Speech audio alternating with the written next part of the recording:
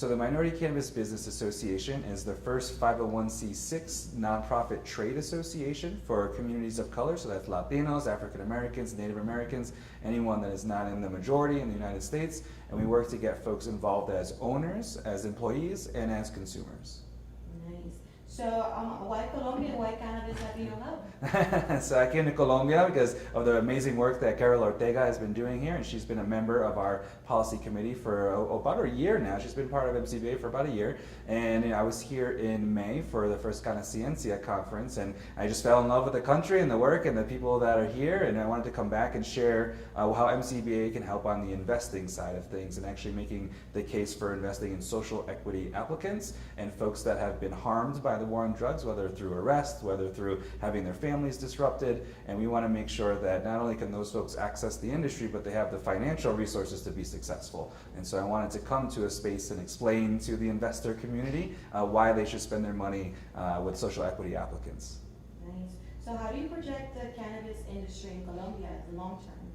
So I think Colombia gets to be the model for the rest of Latin America and the world. And so Colombia is definitely taking a leadership role so that the rest of us can work out some of the kinks of the programs here. And then once Colombia is ready to export and to move on to the full recreational market, we're going to see everybody looking to Colombia for how to do it correctly. And so I see nothing but a bright green future for Colombia and the cannabis industry.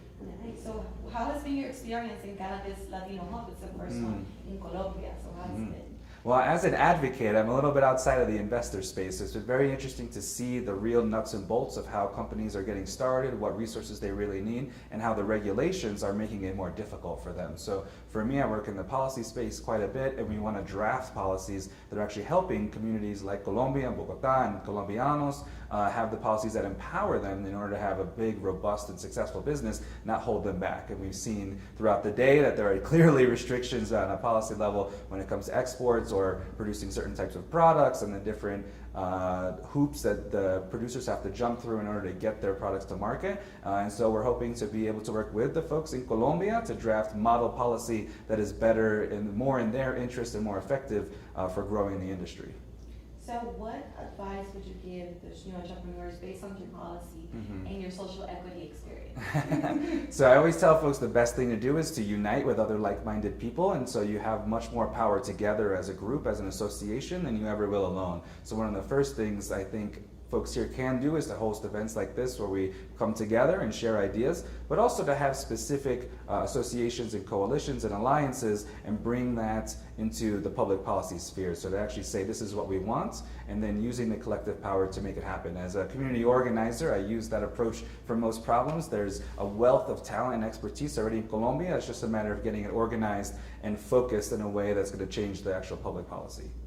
How has been your experience in Cannabis? It's been fantastic. I mean, I met some amazing people, amazing entrepreneurs and investors and folks that are just trying to make sure the movement is doing right by our communities. And so it's clear that in Cannabis Latino Hub, there's folks from all different backgrounds and different efforts and interests. And so I think seeing that happen in Colombia inspires me to do it, in the rest of the world and at an international level. And so the more that we're organizing here in Colombia, the faster we're going to have global cannabis justice. Anything else you would like to add about your experience about MCBA and everything that's done? Everybody has been very welcoming, and especially to the idea of social equity. And so I think, the commitment of Cannabis Latino Hub to equity and to social justice is rippling out into the rest of the industry. And I think we can replicate that in other countries and other spaces, and it's going to be a good example for how we can come closer to cannabis justice through community efforts. Awesome. Well, thank you so much. Thank you. Gracias.